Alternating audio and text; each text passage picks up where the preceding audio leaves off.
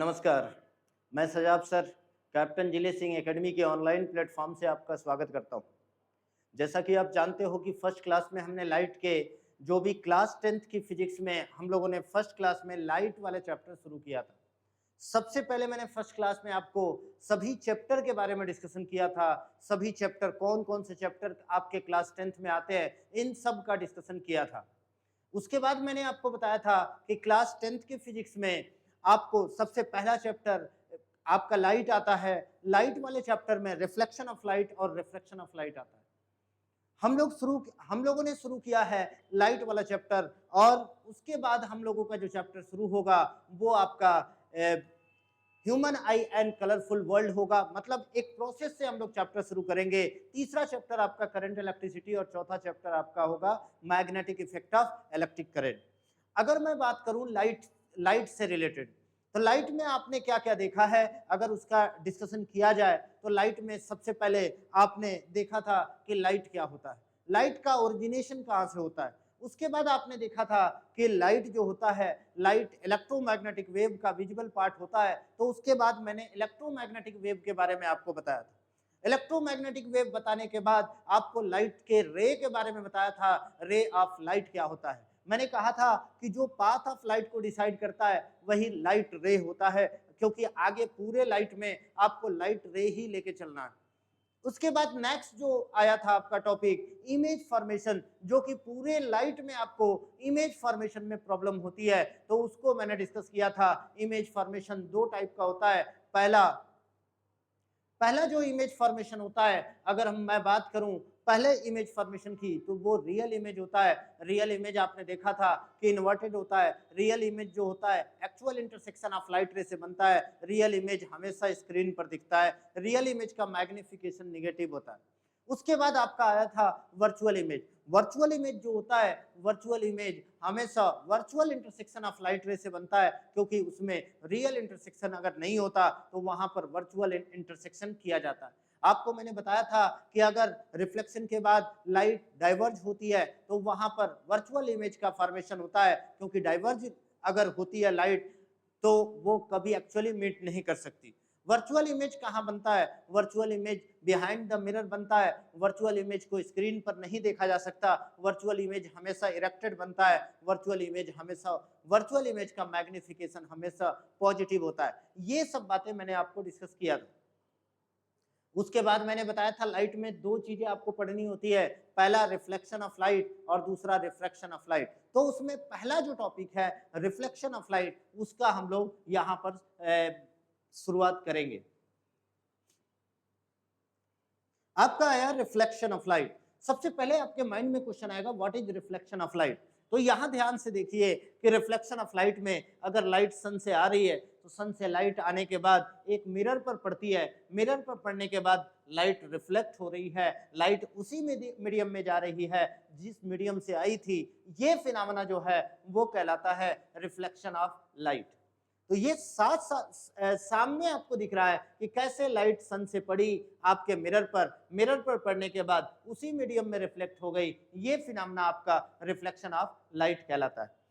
अगर मैं बात करूं इसके डिफिनीशन की, तो यहां पर आपको डिफिनीशन दिख रहा है, the phenomena in which the ray of light moving in a medium will return back to the same medium when it reach another medium under some condition. चलो ये तो बात है। अभी अपने को सिर्फ ये जानना है कि अगर लाइट एक मीडियम से दूसरे मीडियम में जाती है, तो अगर किसी सरफेस पर टकराती है, टकरा के जिस मीडियम में आई थी उसी मीडियम में चली जाती है, तो ये फिनोमेना कहलाता है रिफ्लेक्शन ऑफ लाइट। सिंपल आपको कंसेप्ट इतना ध्यान देना है कि ये होता है रिफ्लेक्शन ऑफ लाइट। अब इसको हम लोग कैसे देखेंगे? अगर हम लोग थोड़ा सा ध्यान दें तो रिफ्लेक्शन ऑफ लाइट को आप आसानी से समझ सकते हो। यहां पर अगर देखा जाए तो एक मिरर है। मिरर यहाँ पर मान लो कोई मिरर है, यहाँ पर लाइट इंसिडेंट किया, यहाँ इंसिडेंट करने के बाद यहाँ से एक नॉर्मल बना दिया। अब देखो लाइट का मीडियम 1 है और यहाँ मीडियम, अब कोई भी मीडियम हो सकता है यही मीडियम हो, लेकिन जिधर लाइट आई थी, जहां तक लाइट आई थी, इसके इधर ही लाइट क्या हो जाती है? रिफ्लेक्ट हो जाती है। जैसा कि आपने यहाँ देखा, यहाँ पढ़ने के बाद इधर ही रिफ्लेक्ट हो गई। ये कहलाता है रिफ्लेक्शन ऑफ लाइट। तो रिफ्लेक्शन ऑफ लाइट में मैंने आपको इतनी बातें बता दी। तो ये होता है रिफ्लेक्शन ऑफ लाइट। इसमें कोई डाउट है तो आप पूछ सकते हैं। हाँ बेटा बिल्कुल। अगर मैं बात करूं अगला, रिफ्लेक्शन ऑफ लाइट में सबसे पहले कोई भी लॉ होता है तो आपको पता है कि उसका उस लॉ का आपके पास सबसे पहले लॉ होना चाहिए। कोई भी कंसेप्ट आप पढ़ते हो तो उसका लॉ आपके पास होना चाहिए।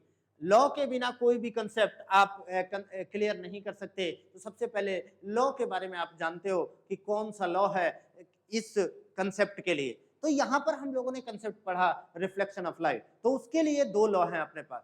बिना लॉ का वो कैसे हम फिनोमेना प्रोसेस कर सकते हैं। यहाँ पर अगर रिफ्लेक्शन ऑफ लाइट की फिनोमेना को प्रोसेस करना है तो अपने को दो लॉ जरूर याद रखना होगा, दो लॉ अपने को पता होना चाहिए। तो सबसे पहले लॉज ऑफ रिफ्लेक्शन में फर्स्ट लॉ ऑफ रिफ्लेक्शन होता है, वहां पर देखो क्या कहता है कि इंसिडेंट रे है, मान लो एक इंसिडेंट रे है, उसके साथ एक नॉर्मल आ गया, मान लो नॉर्मल, इंसिडेंट रे के साथ हमने नॉर्मल बना दिया, ये जिस प्लेन में होगा उसी प्लेन में रिफ्लेक्टेड रे भी होगा।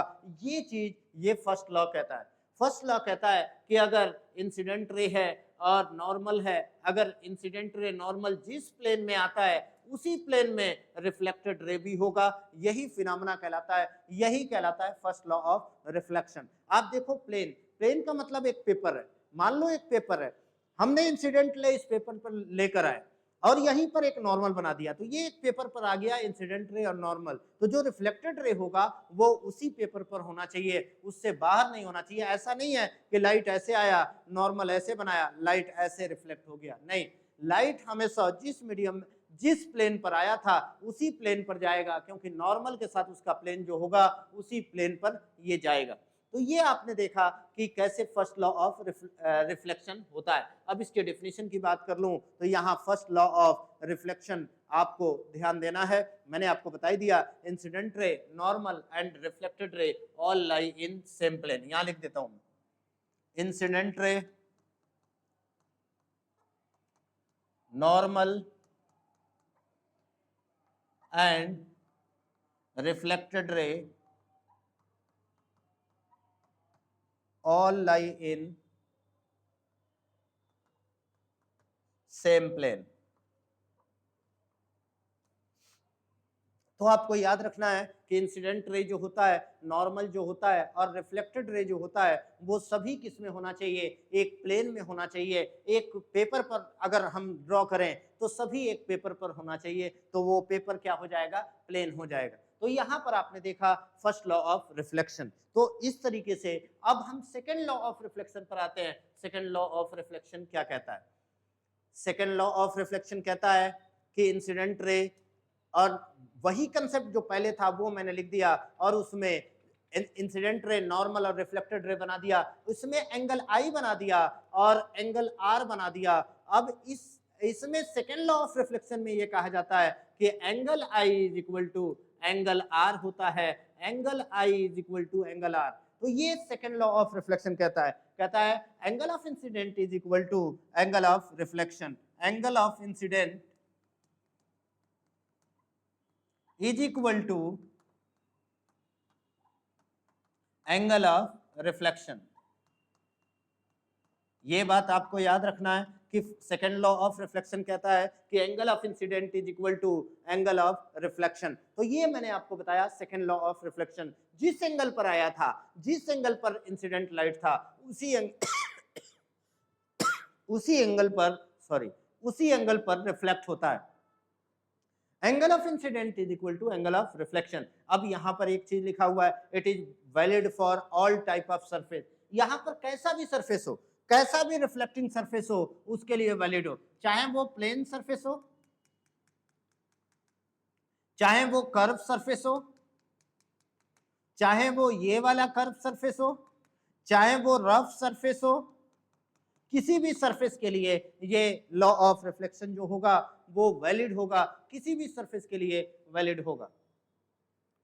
ठीक है बेटा, तो इतना बात आपको फर्स्ट लॉ और सेकंड लॉ के बारे में आपको जानना चाहिए। अगर मैं बात करूं यहां पर फर्स्ट लॉ और सेकंड लॉ से रिलेटेड। अब इस पर क्वेश्चन भी बन सकते हैं, इस पर अलग अलग टाइप के क्वेश्चन बन सकते हैं। जैसे कि एग्जांपल के तौर पर एक क्वेश्चन मैं लेता हूं, ध्यान दीजिएगा। एक प्लेन मिरर है, आपसे कहा कि ये नॉर्मल है, यहाँ एंगल, यहाँ लाइट रे इंसिडेंट किया, ये एंगल आपका 30 डिग्री है। आपसे पूछा what is the angle of refraction, what is the angle of refraction, आपसे क्वेश्चन पूछा what is the angle of refraction. देखो सिंपल क्वेश्चन है, लेकिन अपने को बेसिक स्ट्रॉन्ग करना है, तो अपने को एक एक चीज, एक एक पॉइंट नोट करते हुए चलना है कि क्या होता है एंगल ऑफ रिफ्रैक्शन। यहाँ पर सबसे पहले एंगल ऑफ इंसिडेंट बनाएंगे। अगर एंगल ऑफ इंसिडेंट आ गया तो उससे हम लोग एंगल ऑफ रिफ्रैक्शन आसानी से क्लियर कर सकते हैं। क्या होता है एंगल ऑफ रिफ्रैक्शन? अब सबसे पहले एंगल ऑफ इंसिडेंट कहां से कहां का एंगल होता है, तो ये चीज अपने को क्लियर होना चाहिए। ये यहां देखो कि एंगल ऑफ इंसिडेंट जो है वो नॉर्मल और इंसिडेंट रे के बीच का एंगल है। ऐसा नहीं है कि ये वाला एंगल ले लिया मैंने, ये वाला एंगल नहीं लिया मैंने ये वाला एंगल लिया है। तो ये एंगल अपने को सबसे पहले निकालना होगा। नॉर्मल से ये पूरा 90 होता है, अगर ये 30 निकल गया तो बचा कितना, 60 डिग्री। तो एंगल ऑफ इंसिडेंट क्या आ गया, 60 डिग्री। तो आपको पता है कि एंगल ऑफ इंसिडेंट अगर 60 है तो एंगल ऑफ रिफ्लेक्शन भी आप आसानी से निकाल सकते हो, और एंगल ऑफ रिफ्लेक्शन सेम होता है एंगल ऑफ इंसिडेंट के। तो ये वाला एंगल हो गया R बराबर 60 डिग्री। बिना किसी को बताए तुरंत आप डायरेक्ट आंसर बता सकते हो। तो ये तरीका हो गया आपका एंगल ऑफ इंसिडेंट और एंगल ऑफ रिफ्लेक्शन निकालने का तरीका। तो मैंने आपको तरीका बताया कि कैसे अपने को एंगल ऑफ इंसिडेंट निकालना है, कैसे एंगल ऑफ रिफ्लेक्शन निकालना है। सबसे पहला कंडीशन आपको याद होना चाहिए कि एंगल ऑफ इंसिडेंट कहां से एंगल होता है, नॉर्मल से इंसिडेंट रे के बीच का एंगल। और एंगल ऑफ रिफ्लेक्शन कहां से एंगल होता है, नॉर्मल से रिफ्रैक्टेड रे के बीच का एंगल। तो ये हो गया angle of incident and angle of reflection की बात। अब आगे हम फर्दर बात करते हैं कि इस पर और आगे क्या कंसेप्ट होते हैं। अब हम लोगों का जो टॉपिक होगा, अब यहाँ पर रिफ्लेक्शन से अपने को दो टाइप का रिफ्लेक्शन यहाँ पर 10th क्लास की फिजिक्स में पढ़ना है। पहला रिफ्लेक्शन पढ़ना है, पहला रिफ्लेक्शन फ्रॉम प्लेन मिरर। पहला रिफ्लेक्शन पढ़ना है रिफ्लेक्शन फ्रॉम प्लेन मिरर, और दूसरा रिफ्लेक्शन पढ़ना है रिफ्लेक्शन फ्रॉम स्फेरिकल मिरर।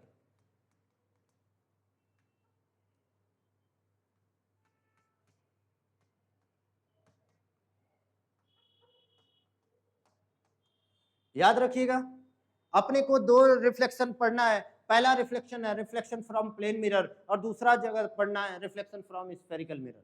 मैंने आपको पहले ही बताया था कि it is valid for all type of surface. तो प्लेन सरफेस के लिए भी वैलिड होगा, और आपका स्फेरिकल सरफेस के लिए भी ये फार्मूला वैलिड होगा, ये कंसेप्ट वैलिड होगा।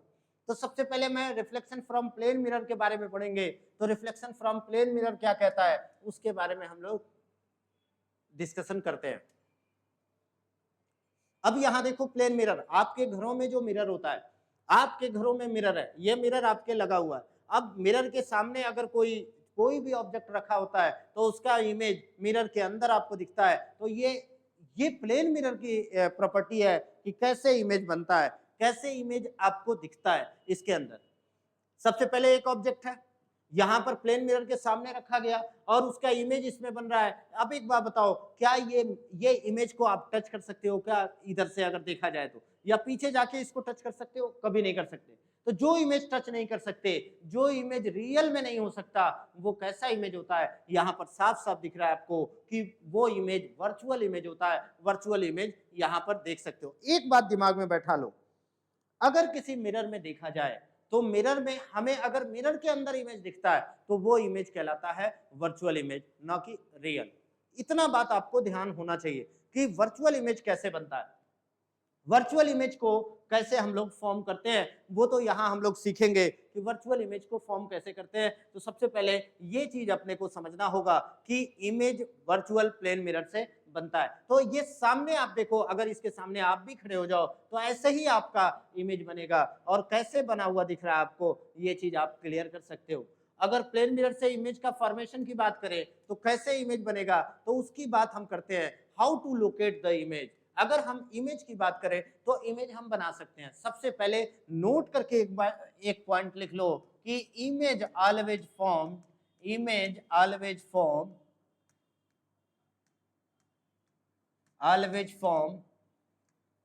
at perpendicular line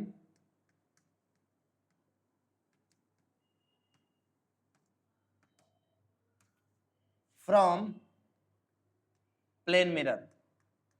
ये चीज अपने को ध्यान देना है कि इमेज हमेशा कहां बनता है कि प्लेन मिरर से जो परपेंडिकुलर लाइन होता है उसी पर इमेज बन सकता है। अगर हम वैसे इमेज बनाना चाहें तो नहीं बन सकता। कहीं पर भी इमेज, ऐसा नहीं है कि कहीं पर भी इमेज बना दिया जाए, हमेशा प्लेन मिरर से परपेंडिकुलर लाइन पर इमेज बनेगा। कैसे? मान लो ये प्लेन मिरर है, यहां ऑब्जेक्ट रख दिया मैंने, यहां ऑब्जेक्ट रख दिया, इसका इमेज यहां पर बनाना है, बताओ कहां बनेगा? तो सबसे पहले इस प्लेन मिरर से परपेंडिकुलर लाइन बनाएंगे। कैसे? ध्यान से देखिए, ये परपेंडिकुलर लाइन मैंने बनाया। अब एक बात तो क्लियर हो गया कि इमेज कहां बनेगा, इसी परपेंडिकुलर लाइन पर बनेगा, इसके अलावा किसी लाइन पर नहीं बनना। तो इमेज जो बनेगा वो इधर कहीं बनेगा, और कैसे बनेगा इसका डिस्कशन हम लोग इस टॉपिक में करेंगे। तो सबसे पहला पॉइंट आपको ध्यान देना है कि इमेज जो है वो कहां बनेगा, always form at perpendicular line from plane mirror, याद रखना है आपको। अब देखो, मान लो ये परपेंडिकुलर लाइन यहां ना होता, एक मान लो परपेंडिकुलर लाइन ये है हमारा एक प्लेन मिरर, यहां पर ऑब्जेक्ट कहीं रखा हुआ है और इसका इमेज बनाना है। यहां ऑब्जेक्ट है, इसका इमेज बनाना है। क्या इस पर परपेंडिकुलर लाइन आप ड्रॉ कर सकते हो? क्या आप यहां पर ये परपेंडिकुलर लाइन कैसे ड्रॉ होगा? सबसे पहले इसको एक्सटेंड करेंगे। कैसे एक्सटेंड किया मैंने? इसको पीछे एक्सटेंड किया। अब इस पर हम परपेंडिकुलर लाइन बना सकते हैं, तो हमने बनाया। अब इस पर परपेंडिकुलर लाइन, एक लाइन परपेंडिकुलर लाइन बनाया। अब आपको पता है कि इमेज जो होगा इसी लाइन पर बनेगा, परपेंडिकुलर लाइन पर बनेगा। सबसे पहला कंसेप्ट आपको इमेज फॉर्मेशन के लिए ये पता होना चाहिए। ये पहला पॉइंट है आपका इमेज फॉर्मेशन के लिए जानना है। तो पहला पॉइंट ये हो गया आपका। अब दूसरे पॉइंट की बात करते हैं। ये तो हो गया आपका, ये तो क्लियर हो गया कि इमेज बनाने के लिए सबसे पहले अपने को परपेंडिकुलर लाइन बनाना होगा। परपेंडिकुलर लाइन अगर बन गया तो आसानी से इमेज बन सकता है। अब दूसरा पॉइंट कहता है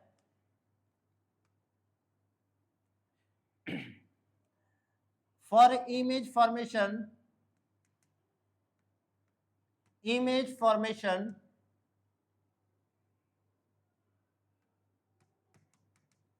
must be taken to light ray. याद रखिए, इमेज फॉर्मेशन के लिए 2 लाइट रे लेना जरूरी है। 2 लाइट रे अगर हम लेंगे तो इमेज बनेगा, क्योंकि इंटरसेक्शन ऑफ लाइट रे से जो बनता है वो इमेज बनता है। हमेशा इंटरसेक्शन ऑफ लाइट रे से इमेज का फॉर्मेशन होता है। अगर इंटरसेक्शन नहीं हुआ तो आपका इमेज नहीं बनेगा। अब शुरू से मैं इस पर इमेज बना के आपको दिखाता हूं कैसे इमेज बनता है। सबसे पहले मैंने एक प्लेन मिरर लिया, ये हमारा प्लेन मिरर है। आपको पता है कि मान लो यहां पर आपने ऑब्जेक्ट लिया, तो इस ऑब्जेक्ट का इमेज कहां बनेगा, सबसे पहले ये चीज क्लियर होना चाहिए। तो इसके लिए आपको इसको भी आगे बढ़ाना पड़ेगा और इसको भी आगे बढ़ाना पड़ेगा, और इस पर एक परपेंडिकुलर लाइन बना दिया आपने। परपेंडिकुलर लाइन बनाने के बाद उसके बाद क्या करना है, अब आपको पता है कि इसी परपेंडिकुलर लाइन पर आपका इमेज बनना है, इसी परपेंडिकुलर लाइन पर इमेज बनना है। तो यहां से इस ऑब्जेक्ट से 2 लाइट रे अपने को ले जाना है, बिना 2 लाइट रे को इमेज नहीं बनेगा। अब एक बात बताओ, दोनों लाइट रे कहां इंटरसेक्ट करना चाहिए? सबसे पहला पॉइंट तो ये है। तो आपको पता है दोनों लाइट रे प्लेन मिरर पर इंटरसेक्ट करना चाहिए, क्योंकि जो लाइट रे प्लेन मिरर पर जाएगा वही काम की रेज है। उसके अलावा चाहे लाइट रे यहां से तो चारों तरफ निकलेगी, लाइट रे यहां से चारों तरफ निकलेगी, लेकिन वो लाइट रे काम की नहीं है। जो लाइट रे काम की है वो सिर्फ वो लाइट रे है जो यहां पर और यहां पर या यहां पर, ये सब लाइट रे काम की है। लेकिन हमने कहा आपसे सिर्फ 2 लाइट रे लेना है, तो हमने 2 लाइट रे ले लिया। 2 लाइट रे का सबसे पहले बेसिक से गए हम बेसिक से कैसे गए, दो लाइट रे हमने कहीं पर भी बना लिया, दो लाइट रे ये बना दिया। अब दो लाइट रे आपको पता है कि अपने को क्या चाहिए, जहां पर लाइट रे इंसिडेंट करता है वहां पर एक नॉर्मल चाहिए। तो सबसे पहले हमने वहां पर एक नॉर्मल बनाया और यहां पर भी एक नॉर्मल बनाया। अब आपको पता है कि एंगल ऑफ इंसिडेंट और एंगल ऑफ रिफ्लेक्शन क्या होना चाहिए, सेम होना चाहिए। तो यहां से जितने एंगल पर ये आया था उतने ही एंगल पर इसको रिफ्लेक्ट कर देंगे। यहां पर हमने रिफ्लेक्ट कर दिया, जितने एंगल पर आया था यहां से हमने इसको रिफ्लेक्ट कर दिया। क्या ये दोनों कभी एक दूसरे को टच कर सकते हैं? क्योंकि आपको पता है कि ये दोनों कभी एक दूसरे को टच नहीं कर सकते। ये दोनों कभी एक दूसरे को टच, क्योंकि ये डाइवर्ज हो रही है, और डाइवर्जिंग जब होता है आफ्टर रिफ्लेक्शन या रिफ्रैक्शन तो वो वर्चुअल इमेज बनाता है, वो एक्चुअल मीट नहीं कर सकता। इसको पीछे बढ़ाने पर जहां मीट करता है वहीं पर इमेज का फॉर्मेशन होगा। अब ये कहां मीट करेगा, इसको पीछे बढ़ाया मैं, इसको पीछे बढ़ाया, इसको भी पीछे बढ़ाया, और यहाँ पर देखो इसका एक्चुअल वर्चुअल मीट हुआ और यहाँ पर इमेज का फॉर्मेशन होता है। तो ये इमेज फॉर्मेशन आपको बना के सिखाया। आपको कैसे इमेज बनाना है ये बात मैंने आपको क्लियर किया कि सबसे पहले दो लाइट रे लो, दोनों लाइट रे कहां पर स्ट्राइक करना चाहिए, दोनों लाइट रे आपका प्लेन मिरर पर स्ट्राइक करना चाहिए। अगर प्लेन मिरर पर स्ट्राइक करेगा तभी इमेज का फॉर्मेशन होगा, वरना इमेज का फॉर्मेशन नहीं हो पाएगा।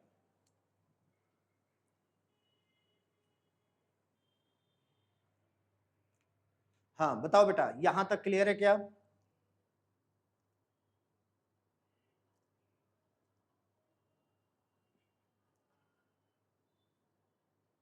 अगर कोई भी डाउट है तो इसमें आप पूछ सकते हैं, कोई डाउट नहीं होना चाहिए।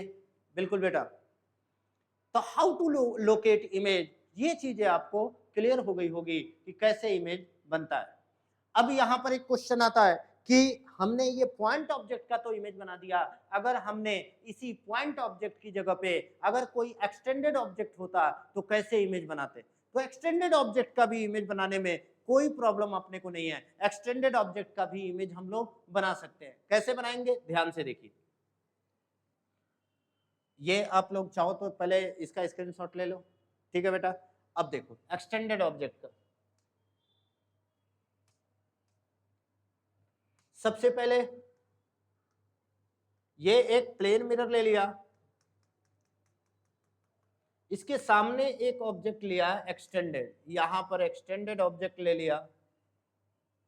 अब इसका इमेज अपने को बनाना है। इस पर एक्सटेंडेड ऑब्जेक्ट लिया तो क्या हम एक्सटेंडेड ऑब्जेक्ट को दो पॉइंट बना सकते हैं, एक पॉइंट यहां पर एक्सट्रीमिज और एक पॉइंट यहां पर, दो पॉइंट हो गया। अब इन दो पॉइंट को पॉइंट ऑब्जेक्ट मान के हम लोग क्या करेंगे, इमेज का फॉर्मेशन करेंगे, इमेज बनाएंगे। कैसे बनाएंगे, ध्यान से देखिए। आपको पता है कि जो पॉइंट होता है उसका कैसे हम लोग यहाँ पर एक परपेंडिकुलर लाइन बनाते हैं, परपेंडिकुलर, और इसका भी हमने क्या किया, परपेंडिकुलर लाइन बनाया। उसके बाद इससे दोनों से दो दो लाइट रे लेकर जाते हैं। तो एक काम किया मैंने, यहाँ पर पहले से एक लाइट रे ऐसे जा रहा है, दूसरा लाइट रे सीधा लेकर गए, जो कि जैसे गया था वैसे ही वापस चला गया, और यहाँ से एक नॉर्मल बनाया, ये लाइट ऐसे गया, इसको पीछे बढ़ाया, यहाँ पर इमेज का फॉर्मेशन हुआ। यहाँ से भी वैसे ही एक लाइट रे ऐसे ले गए, आपको पता है जैसे गया वैसे ही वापस चला गया, इसको पीछे बढ़ाया मैं, वैसे ही यहाँ से भी लाइट रे ले गए, और जैसे गया जिस एंगल पर आया था उसी एंगल पर रिफ्लेक्ट हो गया, इसको पीछे बढ़ाया मैं, यहाँ पर आपके इमेज का फॉर्मेशन हुआ। इन दोनों को मैंने मिला दिया, इन दोनों को मिला दिया, देखो ये आपका इमेज बनता हुआ आपको दिखेगा। कैसे इमेज बना ये चीज मैंने बताया आपको। सिंपल आपको एक चीज क्लियर होना चाहिए कि अगर एक्सटेंडेड ऑब्जेक्ट है तो एक्सटेंडेड ऑब्जेक्ट के लिए ये एक्सटेंडेड ऑब्जेक्ट है, इसका ये पॉइंट एक ले लिया, एक पॉइंट यहां ले लिया, इस पॉइंट से दो लाइट रे निकाला, इस पॉइंट से दो लाइट रे निकाला, पहले इसका इमेज बना दिया। आपको पता है इमेज कहां बनता है, एक परपेंडिकुलर लाइन पर बनता है। इसका इमेज हमने परपेंडिकुलर लाइन पर ले लिया, इसका भी इमेज इसके परपेंडिकुलर लाइन पर ले लिया, दोनों इमेज को मिला दिया मैंने, तो इस ऑब्जेक्ट का आपको इमेज बनता हुआ दिख गया। देखो ये इमेज बना। इस तरीके से हम लोग इमेज एक्सटेंडेड ऑब्जेक्ट बनाते हैं। ये चीज हमने आपको क्लियर कर दी कि कैसे एक्सटेंडेड ऑब्जेक्ट का इमेज बनता है। बताओ यहां तक अगर किसी को डाउट है तो वो पूछ सकता है, सिंपल तरीके से आप क्लियर कर सकते हो। अगर कोई भी डाउट है तो आप पूछ सकते हो। देख लो बेटा, स्क्रीनशॉट ले लो, फिर इसको अच्छे से ड्रॉ करना, और इसको ड्रॉ करना आपको सीखना है बेटा। अगर आप नहीं सीखोगे तो फिर एग्जाम में कैसे बनाओगे, तो ये चीजें आपको क्लियर होना चाहिए। अब देखो अगला,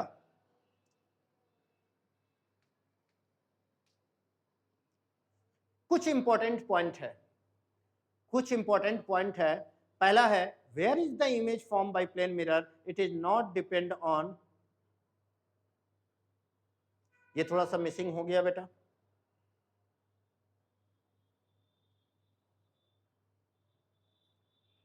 अब मैं आपको बताता हूं ये क्या था कि which is not depend on length of object, length of object. याद रखिएगा कि where is the image form by plane mirror which is not depend on length of object. अगर मान लो ऑब्जेक्ट की लेंथ इतनी है, यहां प्लेन मिरर ले लिया, आपको पता है कि कितना दूर ऑब्जेक्ट है, उतनी ही दूर इमेज बनेगा, चाहे वो क्यों ना बहुत वेरी लार्ज हो। बहुत बड़ा ऑब्जेक्ट भी है तो भी उसका इमेज प्लेन मिरर में कहाँ बनेगा, उतनी ही दूर बनेगा जितना दूर, चाहे कितना भी लार्ज ऑब्जेक्ट हो। तो ये चीज हो गया, where is the image form by plane mirror, it is not depend on length. ये पहला पॉइंट आपको क्लियर होना चाहिए। दूसरा है, whether the image will be visible और नॉट डिपेंड ऑन। इमेज जो है वो विजिबल है या नहीं है, वो उस बात पर डिपेंड करता है कि इमेज कहाँ रखा गया है। वेयर ऑब्जेक्ट बी प्लेस्ड, कहाँ पर ऑब्जेक्ट रखा गया है। ऐसा तो नहीं है कि यहाँ प्लेन मिरर है और उसके यहाँ पर ऑब्जेक्ट रख दिया जाए या यहाँ पर ऑब्जेक्ट रख दिया जाए, कोई जरूरी नहीं है कि ये ऑब्जेक्ट आपको विजिबल होगा। अब मान लो आप यहाँ ऑब्जेक्ट है, वहां पर खड़े होके देखो तो आपको वो विजिबल होगा, लेकिन अगर यहाँ ऑब्जेक्ट है तो क्या ये दिखेगा, नहीं दिखेगा। तो ये दो पॉइंट है, आपको दोनों पॉइंट क्लियर होना चाहिए। Depend on whether object be placed, ये चीज आपको, दो पॉइंट आपको क्लियर होना चाहिए। दोनों पॉइंट मैंने आपको बता दिया। इस तरीके से हम लोग how to locate the image की बात हम लोग क्लियर कर सकते हैं।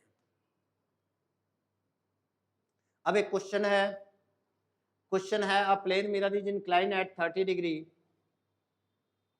The horizontal as shown, an object placed on x-axis at a distance 2 meter from the origin, find the coordinate of the image formed। देखो ये क्वेश्चन है, ये क्वेश्चन सॉल्व करने के लिए सबसे पहले आपको कुछ कंसेप्ट क्लियर करना पड़ेगा, जो कि मेरे को आपको बताना है।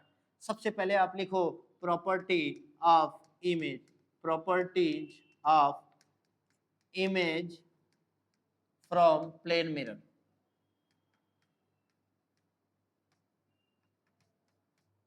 Property of image from plane mirror, कौन कौन सी प्रॉपर्टी है। सबसे पहली प्रॉपर्टी आपको ध्यान देनी है कि image is virtual, image is virtual. अब अपने को प्रॉपर्टी ही देखना है इस चैप्टर में। इमेज जो होता है वो वर्चुअल होता है। आपने देखा कि रियल इंटरसेक्शन से लाइट रे नहीं, इमेज नहीं बन रहा था, वर्चुअल इंटरसेक्शन से इमेज बनता था। तो इसलिए हमने कहा image is virtual erected, erected. आपको याद रखना है कि इमेज हमेशा सीधा बनता है। आप प्लेन मिरर में देखो, आपका इमेज अगर उल्टा दिखे तो क्या आपको अपना फेस क्लियर होगा, नहीं होगा। तो प्लेन मिरर से जो इमेज बनता है वो हमेशा इरेक्टेड बनता है। दूसरा point,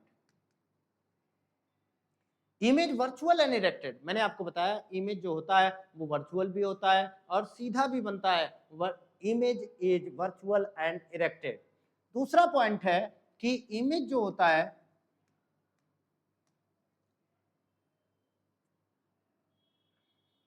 formed at perpendicular line. याद रखना है, दूसरी प्रॉपर्टी है कि इमेज हमेशा कहाँ बनेगा, परपेंडिकुलर लाइन पर बनेगा। ये चीज आपको क्लियर होना चाहिए। तीसरा पॉइंट जो है, perpendicular distance of image, perpendicular distance of image is equal to perpendicular distance of object. क्योंकि आपको पता है कि हमेशा इमेज जो बनता है वो परपेंडिकुलर लाइन पर बनता है, तो जो डिस्टेंस होगा ऑब्जेक्ट का परपेंडिकुलर डिस्टेंस, वही डिस्टेंस परपेंडिकुलर इमेज का भी होगा। तो ये चीज तीसरी प्रॉपर्टी मैंने आपको बताया, और आगे भी फर्दर हम लोग प्रॉपर्टी की बात करेंगे। यहाँ 3 प्रॉपर्टी आप लोग जानो, फोर्थ नेक्स्ट प्रॉपर्टी आगे मैं बात करूंगा। सबसे पहले ये तीसरी प्रॉपर्टी पर हम लोग क्वेश्चन करते हैं, न्यूमेरिकल सॉल्व करते हैं, जिससे ये तीसरी प्रॉपर्टी हमारा क्लियर हो जाए। अब इससे क्वेश्चन क्या है, मैंने एक क्वेश्चन दिया, एक प्लेन मिरर है,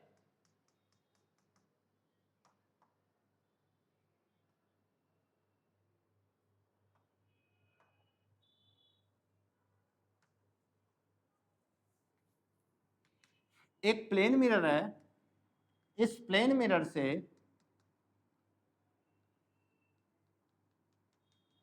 यहां पर एक ऑब्जेक्ट रखा है, ये डिस्टेंस है 10 मीटर और ये एंगल आपका है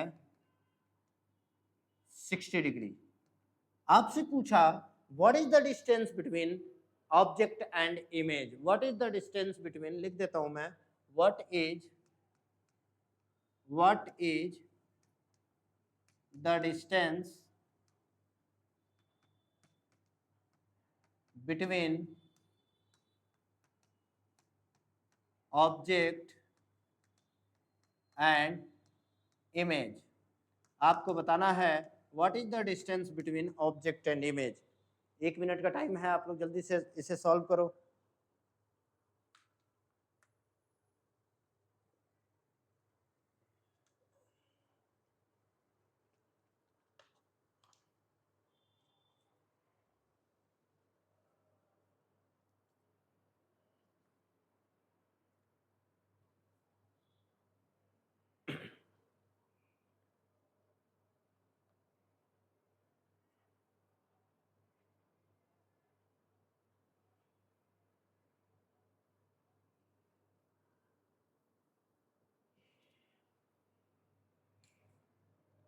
अब देखिए, अच्छा टाइम है।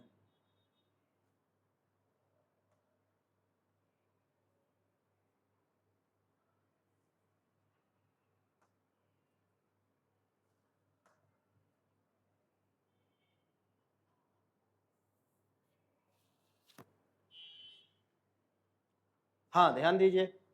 सबसे पहले आपको पता है कि हमेशा इमेज कहाँ बनता है, परपेंडिकुलर लाइन पर। तो पहले इसको एक्सटेंड किया और इसको भी आगे बढ़ाया। आपको पता है इसी लाइन पर इमेज बनना है। आपको एक बात और पता है कि ये अगर x है तो इमेज भी, इमेज की जो ये डिस्टेंस होगी वो x होगी, just because of perpendicular distance of object is equal to perpendicular distance of image. तो सोल्यूशन में जो आंसर आएगा वो आपको पता है कि distance between distance between object and image 2x होगा। क्या होगा? 2x। तो सबसे पहले अगर x निकल जाए तो आप आसानी से distance between object and image find out कर सकते हो। तो सबसे पहले x को फाइंड करना है। x कैसे निकलेगा? तो आपको पता है कि यहाँ पर बेस है, ये हाइपोटेनस दिख रहा है क्योंकि ये परपेंडिकुलर है। तो बेस और हाइपोटेनस से कौन सा रिलेशन होता है? कॉस का रिलेशन होता है। cos 60 is equal to x by 10। तो x की वैल्यू हो गया 10 cos 60। अब cos 60 की वैल्यू उठा के रख दिया, 10 इंटू 1/2 इज इक्वल टू 5, मतलब x की वैल्यू आ गई 5। इसको उठा के यहाँ रख दिया तो आपका आ गया 2 into 5 is equal to 10 metre. आपके सामने है distance between object and image 10 metre है। अगर वैसे सिर्फ आपको ये बताया होता कि डिस्टेंस ऑफ ऑब्जेक्ट बराबर डिस्टेंस ऑफ इमेज, तो आपको साफ साफ दिख रहा है कि यहाँ से 10 है तो इमेज भी 10 पर बनेगा, तो टोटल डिस्टेंस हो जाएगा आपका 20 मीटर। क्या वो सही होता? क्या बिल्कुल सही नहीं होता। आपको एक चीज क्लियर होना चाहिए कि हमेशा जो ऑब्जेक्ट और इमेज के बीच की दूरी होती है वो होती है टोटल आपका डिस्टेंस 10 मीटर।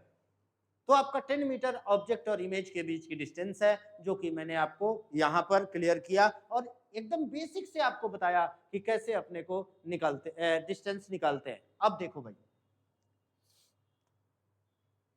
अब अगर बात मैं करूं, ये सब चीजें क्लियर कर दिया। अब अगर मैं बात करूं इस क्वेश्चन का, तो आपको पता है a plane mirror is inclined at 30 degree with the horizontal as shown in an object placed on x axis at a distance 2 meter from origin. Find the coordinate of the image form. ध्यान से देखो, यहां पर थोड़ा सा हमें कुछ point clear करना पड़ेगा। वो पॉइंट क्या है, यहां पर थोड़ा सा मैथ अपने को बेसिक जानना होगा। क्या बेसिक मैथ है, वो चीज अपने को क्लियर करना पड़ेगा। वो क्या है, ध्यान से देखो। मान लो ये x है, ये y एक्सिस है और ये x एक्सिस है। यहां पर मान लो कोई पॉइंट है, मान लो P, और इसकी डिस्टेंस है r, और आपसे पूछा मैं बताओ यहां का कोऑर्डिनेट क्या होगा। मान लो यहां का कोऑर्डिनेट x, y है। ध्यान दीजिएगा, बेसिक से एकदम आपको क्लियर कर रहा हूं। अगर ये एंगल थीटा है तो आपको पता है कि ये x जो दूरी है वो यहां से लेके यहां तक की दूरी है, और y जो दूरी है वो यहां से यहां तक की दूरी है। अगर हमने x की वैल्यू निकालना है, r तो गिवन है बेटा, r गिवन है, अगर x की वैल्यू निकालना है तो आपको पता है कि ये बेस है, ये हाइपोटेनस है, तो आपका जो फार्मूला आएगा, यहाँ पर बेस और हाइपोटेनस से जो रिलेशन होता है वो होता है cos थीटा, और cos theta equal to base का मतलब x अपॉन r, तो x की वैल्यू आ गई r cos थीटा। अगर हमें y की वैल्यू निकालना है तो आपको पता है कि y की वैल्यू निकालना है तो ये तो परपेंडिकुलर हो गया, ये हाइपोटेनस हो गया, तो आपका साइन थीटा का फार्मूला आया sine theta equal to y upon r, तो y की वैल्यू आ गया r साइन थीटा। अब इतना ध्यान देना आपको, जब भी x और y की वैल्यू फाइंड करने को बोले तो आपको इतना ही ध्यान देना है कि x इक्वल टू होता है r cos थीटा और y इक्वल टू होता है r sin थीटा। ये दोनों वैल्यू उठा के यहाँ रख दिया तो आपका कोऑर्डिनेट आ गया, कोऑर्डिनेट आ जाएगा r cos theta r sin theta. ये हो गया आपका कोऑर्डिनेट। कैसे निकलता है ये चीजें क्लियर कर दी। अब यहाँ पर एक बात और क्लियर करनी है, जैसे मान लो ये एक एक्सिस है और यहाँ पर एक ऑब्जेक्ट रखा है, मान लो ये एंगल आपका 30 डिग्री है, तो जो ऑब्जेक्ट जो इमेज बनेगा वो यहां से जितने एंगल घुमा हुआ है उतने ही एंगल यहां मिरर से इमेज भी बनेगा। कहां पर, ये एंगल 30 डिग्री है तो यहां पर इसी लाइन पर उतने ही एंगल पर आपका इमेज बनना है। अब जैसे एग्जांपल के तौर पर यहां पर देखो 30 डिग्री है, यहां ऑब्जेक्ट है। अब बताओ ये प्लेन मिरर अगर है तो यहां से जितने एंगल पर ये ऑब्जेक्ट है उतने ही एंगल पर यहां से इमेज बनेगा, और ये एंगल यहां पर बनेगा मान लो इमेज, और ये भी एंगल क्या होगा 30 डिग्री होगा। देखो बेसिक इंफॉर्मेशन मैंने दिया आपको, बेसिक कंसेप्ट बताया कि कैसे आपके इमेज बनते हैं, कैसे इमेज बनाते हैं। अब ध्यान से देखा जाए तो इमेज बनाने का तरीका मैंने आपको बताया कि कैसे आपको इमेज बनाना है। अब एक बात तो क्लियर है कि अगर यहां से एंगल 30 डिग्री है तो आपके इमेज का भी एंगल क्या होगा 30 डिग्री होगा। अब जितना दूर ऑब्जेक्ट है, एक और कंसेप्ट आपको ध्यान देना है, अगर एंगुलर डिस्टेंस की बात करें तो ये अगर एंगुलर डिस्टेंस है तो ये जितना दूरी होगा इमेज की भी उतनी ही डिस्टेंस होगी। सिंपल बात है, अगर ये 2 मीटर है तो इमेज भी कितने डिस्टेंस पर होगा, 2 मीटर पर होगा, 2 मीटर। अब ये कंसेप्ट लगा देंगे आपको, तो यहाँ का कोऑर्डिनेट मान लो P है तो P इक्वल टू आ जाएगा, आपको पता है r cos थीटा और r sin थीटा। ये हमारे पास कंसेप्ट है। अब r तो 2 है और एंगल कितना टोटल हो गया 60 डिग्री, तो यहां रख दिया P का कोऑर्डिनेट हो गया आपका 2 cos 30 और 2 sin 30। ये हमारे पास जो P का कोऑर्डिनेट आ गया वो आ गया। अब यहां पर रखा मैंने 2 cos 30 की वैल्यू √3/2, तो √3 आपका √3/2 आया तो √3 आ गया, और यहाँ का sin 30 की वैल्यू 1/2 रखा, 1 आ गया। ये कोऑर्डिनेट हमने निकाला। आपको कोऑर्डिनेट कैसे निकालना है ये चीजें मैंने क्लियर किया। अब इसी पर मैं कई क्वेश्चन दूंगा आपको कैसे अपने को फाइंड आउट करनी है, ये तो सिंपल तरीका बताया। अब और भी क्वेश्चन दूंगा जिससे आपको क्लियर हो जाएगा। अब मैंने क्या किया कि इस क्वेश्चन के जगह पे कोई और क्वेश्चन आपको देता हूं जिससे आपको कंसेप्ट क्लियर होता जाए। क्वेश्चन क्या है, ध्यान से देखिएगा, क्वेश्चन को आपको समझना होगा। मान लो एक एक्सिस है, ये भी एक एक्सिस है, ये एक प्लेन मिरर बना दिया यहां पे, यहां पर 30 डिग्री ले लिया, यहां पर 30 की जगह पे 15 डिग्री ले लिया, और ये डिस्टेंस जो ले लिया, यहां पर ऑब्जेक्ट ले लिया कितने पर, 4 मीटर पर। आपसे पूछा what is the coordinate of object and image, what is the coordinate of image, आपको बताना है बेटा, जल्दी बताइए।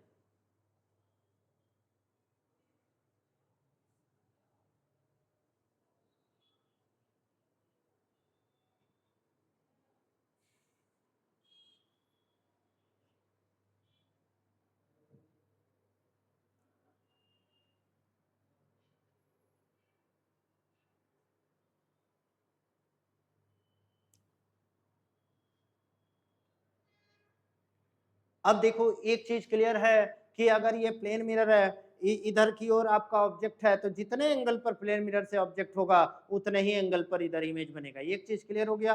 दूसरा चीज क्लियर आपको करना है कि जितनी दूर ऑब्जेक्ट है, एंगुलर डिस्टेंस जितनी दूर है उतना ही एंगुलर डिस्टेंस इधर भी होगा। मतलब क्या है कि अगर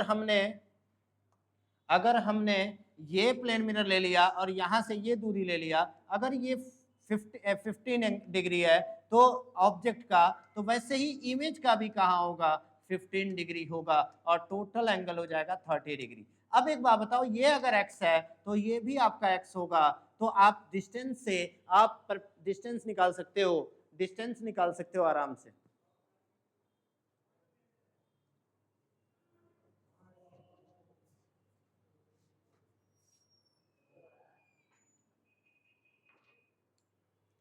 तो ये कंसेप्ट मैंने बताया। अब यहां पर वही चीज बात करूं मैं,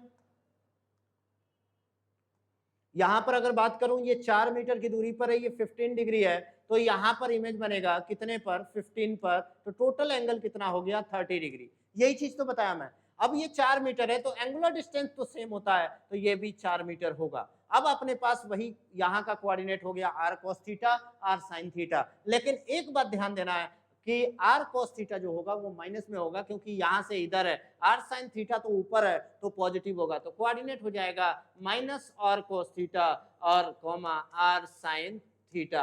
आपका कोऑर्डिनेट हुआ, लिख दिया मैंने r cos theta, r cos 30 और r sin, माइनस में r sin 30। ठीक है भाई, माइनस r की वैल्यू दिया हुआ है 4 मीटर, cos 30 और 4 sin 30। अब आराम से इसको सॉल्व करके आप कोऑर्डिनेट लिख सकते हो। तो कोऑर्डिनेट के लिए बेसिक तरीका बताया, कोऑर्डिनेट कैसे निकलता है। चलो हम आगे बढ़ते हैं। ये चीजें हो गई आपके कुछ क्वेश्चन जो कि मैंने आपको डिस्कस किया। उसके बाद आता है, उसके बाद ये क्वेश्चन आपको बता दिया। अगला क्वेश्चन जो आपका है वो ये तो सॉल्व करके बता दिया। अगला क्वेश्चन जो है आपको पता है कि ये एंगल 45 है, तो इमेज भी बनेगा 45 पर। अब टोटल हो गया 90, तो ये x पर है तो इमेज कहाँ बनेगा, y पर। अब ये 5 मीटर की दूरी है तो इमेज भी बनेगा 5 मीटर पर, तो यहाँ का कोऑर्डिनेट हो गया 0,5। देखो कितना जल्दी आया। आपको कंसेप्ट पता हो तो आप तुरंत, ऐसा ही क्वेश्चन आपको कॉम्पिटिटिव एग्जाम में मिलेंगे, आपके लेवल पर एनडीए के एग्जाम में मिलेंगे आपके लेवल पर, जो कि मैंने आपको बताया तुरंत कैसे निकलता है अपने यहाँ पर फाइंड आउट कर सकते हैं। कोई प्रॉब्लम नहीं होना चाहिए, आराम से आप लोग क्वेश्चन को सॉल्व कर सकते हो। तो ये हमने image perpendicular distance of object और परपेंडिकुलर डिस्टेंस ऑफ इमेज बताया। और एक और तरीका बताया कि जितने एंगल प्लेन मिरर से ऑब्जेक्ट का होता है उतने ही एंगल प्लेन मिरर से इमेज का भी होता है। आपको एक बात और बताया, एंगुलर डिस्टेंस जितने जितने दूरी पर ऑब्जेक्ट होता है उतनी ही दूरी पर इमेज भी होता है। ये चीजें हमने आपको क्लियर किया। ये तो इमेज ऑफ एक्सटेंडेड ऑब्जेक्ट मैंने बता दिया आपको कैसे बनता है। अब मैं क्लॉक टाइम पे आता हूं। अगर आपको क्वेश्चन प्लेन मिरर में क्लॉक टाइम का आता है तो क्लॉक टाइम का एक प्रॉपर्टी है जो आपको ध्यान देना है कि मैक्सिमम टाइम क्या हो सकता है। आपको पता है कि इस क्लॉक में आपका मैक्सिमम टाइम 12 घंटे हो सकता है। तो अगर क्लॉक में आप देखना चाहो तो इस 12 घंटे को अगर यहाँ पर ये नंबरिंग ना हो तो आप कैसे बताओगे कि क्या टाइम हो रहा है। अगर मान लो इस क्लॉक के जगह पर ऐसे दिया हो, ऐसे सिर्फ लाइनिंग दिया हो, तब आपको कंफ्यूजन हो जाएगा कि कैसे हम लोग कितना टाइम बताएं, कितना टाइम आपके क्लॉक में हो रहा है, ये कैसे बताएं। तो सिंपल तरीका है कि यहाँ अगर एक मिरर लगा दिया, अगर इसका इमेज यहाँ देखेंगे तो अपने 12 घंटे से क्या करेंगे, सब्सट्रैक्ट कर देंगे, घटा देंगे। 12 घंटे को हम इसमें घटा देंगे तो आपका टाइमिंग आ जाएगा। जो एक्चुअल टाइम आपको मिरर में दिख रहा है वो आपको दिखने लगेगा। अभी बताओ यहाँ पर क्या टाइम हो रहा है, ध्यान से देखो। यहाँ पर टाइम हो रहा है 1:49:45। थोड़ा ध्यान दो, ध्यान दो, ये टाइम आपके क्लॉक में हो रहा है। अगर इसको हम मिरर के अंदर देखें तो मिरर के अंदर देखने के लिए आपको पता है कि यहाँ पर सिंपल 12 बजे से हम सब्सट्रैक्ट कर सकते थे, लेकिन यहाँ 12 बजे नहीं लेना अपने को, 1 मिनट छोड़ना है क्योंकि अपने को सेकंड वाली सुई भी लेनी है। तो 11:59 और 60 सेकेंड यहाँ ले लिया और इससे हमने क्या कर दिया, सब्सट्रैक्ट कर दिया, घटा दिया। तो आपके जो इमेज बन रहा है प्लेन मिरर में उसका टाइमिंग यहाँ पर मिल जाएगा 1:49:50 यहाँ पर 45 सेकेंड हमने क्या किया, घटा दिया। अब जो टाइम यहाँ पर दिखेगा वही आपके क्लॉक में, आपके मिरर में टाइम दिखेगा और वो टाइम क्या है, 15 और यहाँ पर बचा 10 और यहाँ पर बचा 10। 10:10 और 15 सेकेंड आपके क्लॉक में टाइमिंग, जो मिरर में टाइमिंग दिखेगा क्लॉक का, वो चीज होता है। एक बात दिमाग में बैठा लो, अपने को कोई भी टाइम दे उसको इससे सब्ट्रैक्ट करना है। अगर सेकंड वाली सुई नहीं दिया तो इससे सब्ट्रैक्ट करना है। दोनों केस में आपको 12 घंटे से सब्ट्रैक्ट करना है, 12 घंटे से घटाना है। इस तरीके से आप क्लॉक में जो टाइमिंग है वो बता सकते हो।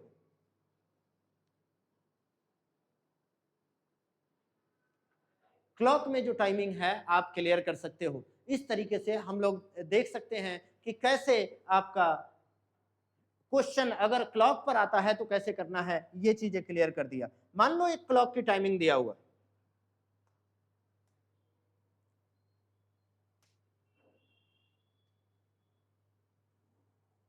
मान लिया यहाँ पर देखो, यहाँ पर डायरेक्ट सेकंड वाली सुई नहीं दिया, यहाँ 8:30 दिया है, उसको मिरर में देखा गया तो आप डायरेक्ट 12 बजे से क्या कर सकते हो, घटा सकते हो। 12 बजे से आपने घटाया तो आपको पता है 12 बजे से अगर घटाया तो 8:30 से घटाया तो ये आ गया आपका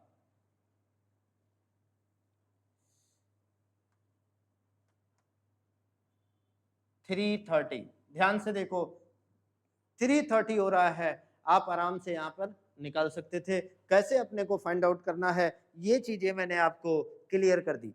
अब इसको आसानी से कैसे करोगे, अगर सेकंड वाली सुई भी लेके चलोगे तो वहां पर 8:30 है तो इसको कह सकते हो 8:29:59 सेकेंड। ठीक है, अपने को कितने से 11:59:60 सेकेंड, 59:59 सेकेंड। अब हमने इसको घटाया, ये 0 0, ये बचा 0, ये बचा 3 और ये बचा आपका 3, 3:30:00 सेकेंड। आप आराम से निकाल सकते हो। उसमें थोड़ा कंफ्यूजन हो जाता, 12 बजे से जो घटा रहा था, यहाँ पर हम लोग जो तरीका लगाए उस तरीके से कभी गलत नहीं होगा। अगर 24 आवर का होगा तो अपने 24 आवर से घटाएंगे और अपने घटाएंगे 23 आवर 59 मिनट और 60 सेकेंड। सिंपल बात है, कैसे अपने को करना है ये चीज आपको क्लियर होना चाहिए। बताओ यहाँ तक किसी को दिक्कत है तो बता दो बेटा। ठीक है बेटा, यहाँ तक क्लॉक टाइम तक कोई प्रॉब्लम आपको नहीं होना चाहिए था, कोई डाउट नहीं होना चाहिए। अगर कोई भी डाउट है तो आप पूछ सकते हो, सिंपल तरीके से मैं आपको क्लियर कर दूंगा बेटा। ठीक है, आज की क्लास हम लोग यहीं समाप्त करते हैं। अगली क्लास में इसके आगे कंसेप्ट के बारे में बात करेंगे। जय हिंद, जय भारत।